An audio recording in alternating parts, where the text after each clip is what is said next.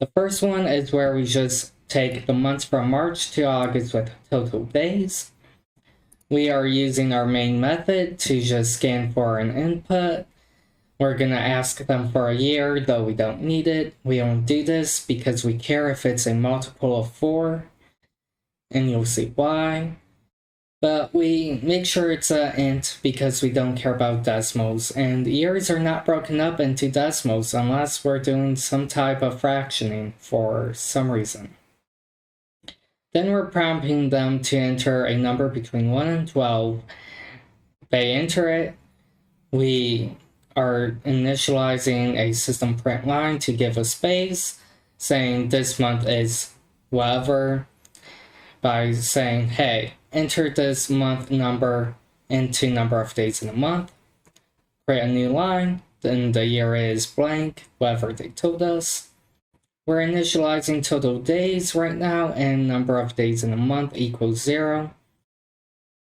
Total days plus equal the get number of days in a month for that year and month. I don't know why I did it this way specifically.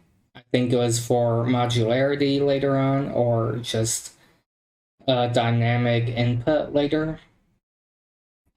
I then said, hey, let's print out the total days for this month and this year is plus the total days, which we're again adding up. But for this, it's whatever the user has entered. Then we're saying, hey, we're done with that. So know what? Let's create another blank line. Could have done it here, but I didn't. I just wasted a line for it.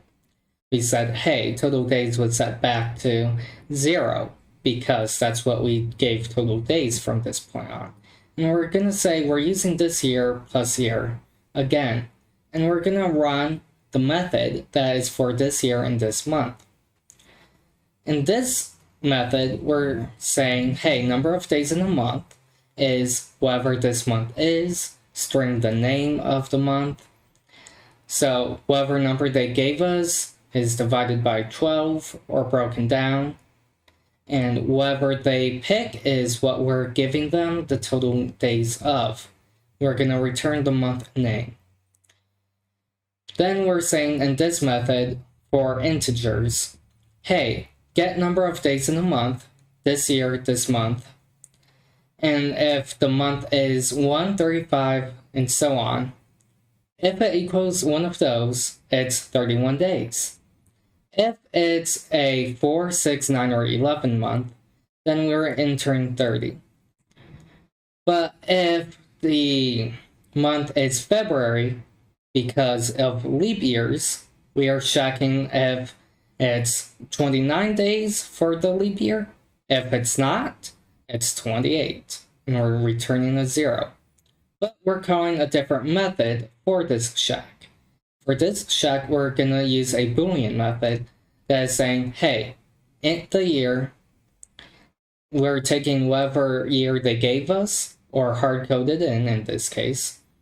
Return it by, well, dividing by 400 if it's equal to 0, or if the year is divisible by 4 and it equals 0 at the end, and the year is divisible by 100 but it's not equal to 0. In small terms, we're saying, hey, divisible by 4, it's a leap year. If it's also divisible by 100 and it doesn't give us a 0, then we're gonna just toss it out or say it's valid. I completely forget. Year percent 100. Yeah, if it gives us a remainder of anything, it's gonna be a problematic, but that shouldn't happen because we're doing this by 12. And on top of which, for the year, no, it does matter, yeah. Year isn't being broken down, on top of which. It just has to validate one of these two statements. And then the next method is just repeating the print statements. So we're gonna make a void method and say, hey, We have total days. We can't see the original initialization, so we're gonna give it 0. And we're gonna hard code this for all the months from March to August. So we tell them we're adding all the months. We're gonna say month and days of the month and total days added. And then we're gonna print a border line underneath it, and for which x is 3 and is less than 8, we increment. And we're saying that from March to August, keep adding those days. Here, we're adding those days, not caring about the year, but we care about x because that's our dynamic variable. And we're printing out the days in the month. We're going to tab it over, get the number of days. Okay, this is the method for the month, which is going to return the month name, the number of days in the month, tabbing over to the total days that equates to. For the second program, I'm not too proud of this because I went from super complex to simplifying it to breaking everything just so I could rebuild it. And because I'm tired, I made this very sloppy. Yes, I have to admit that. Because what I do here is we're gonna just straight up from the start ask if they have any symptoms. Doesn't matter what symptom, we're just saying yes or no. And we're gonna put yes or no into value, using a switch case for value to determine yes or no. If it's yes, let's ask more questions and call a method called moderate. If it's no, we're just saying, hey, we may need to run some blood tests, but it could be a mild case of COVID or something else. We're not sure yet. We're caring about the blood test because at this point, that is our end result for all methods. We're not sure if it's this, but we should draw the blood test. And then from there, we're gonna use a return statement. I filled it in with a backup statement of, hey, mild COVID case or something. Blood test, maybe? Because this is a string method, I had to return at least a string. I could have just said yes or no or hi or something silly, but just in case my program somehow went from yes, no, there is no default. So, problem where? If I see that problem, I'll have to update this and fix it. I haven't figured out how to make a problem like that occur, and I hope I never do. And then for the second method, we're initializing moderate. And we're gonna string sick. For this part, we're saying, hey, scan again, ask them if they have any of the moderate severe symptoms, yes or no. From there, we're gonna say, hey, yes, system out let's ask more questions and move on to severe. If no, we're gonna use an end statement to say, hey, it could be a moderate case of COVID, but let's run some blood tests to confirm. We may need to run more is the backup return statement for the string. Again, I could be using void and just returning nothing, and this would be fine. Why I didn't do this is because it never clicked with me when I was typing. And so when I went to bed, this was how it was when I woke up. For the next method, severe, we did void it. I think at this point I had realized that this far through the symptoms list, you likely have a severe case of COVID, but let's do some more blood tests. And then we have gone to our main method afterwards. We are stringing the value sick, the double fever, because we want our decimals. I am not formatting this. Didn't say I had to make it neat. And then from there, we're just saying, hey, let's use value again. Just scan for the next input of yes or no. And for the case yes, well, please enter the temperature of the patient. Fever equals input dot next double, which is when they enter a decimal number, hopefully.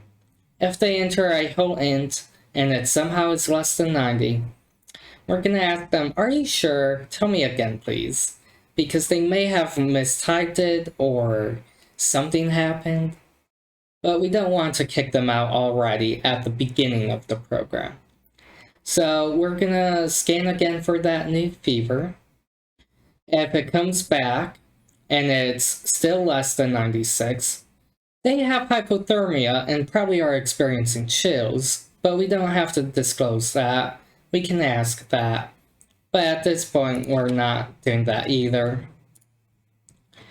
And we're just saying, hey, if they make it past 96 and they have a fever that is somehow less than their normal blood temperature, their temp is low, let's run over to the method mild sick, which is where we ask then the moderate questions.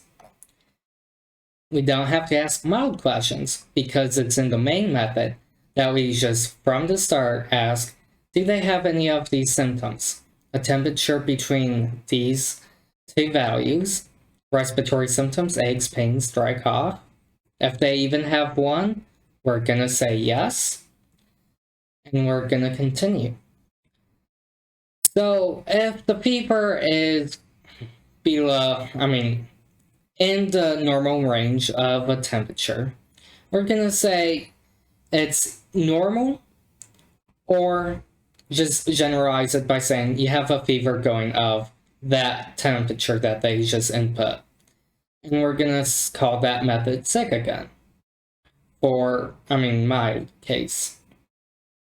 Mild case is gonna handle the yes or no for moderate or stop there. And if they have a fever that is greater than 40, we're gonna say, okay, you have a high temperature. It's possible it's moderate sick. We should really be starting from, chances are it is moderate illness of some sort, and we're gonna continue from there. That's how I decided this. And we're gonna use the else statement for if a problem has occurred that was not solved. And then we're gonna break from there. That's all for yes. On the no statement, well, let's move on to other questions. And we're gonna move on to moderate sick.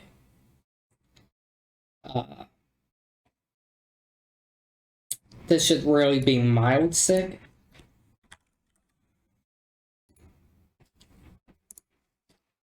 And then from there, we're gonna start our pathfinding from mild to moderate to severe, or stop at whichever one, where they just are like, okay. So mild is just covering it could be a cold or something else. Could be COVID. We're still gonna take a blood test. We're not asking at this point.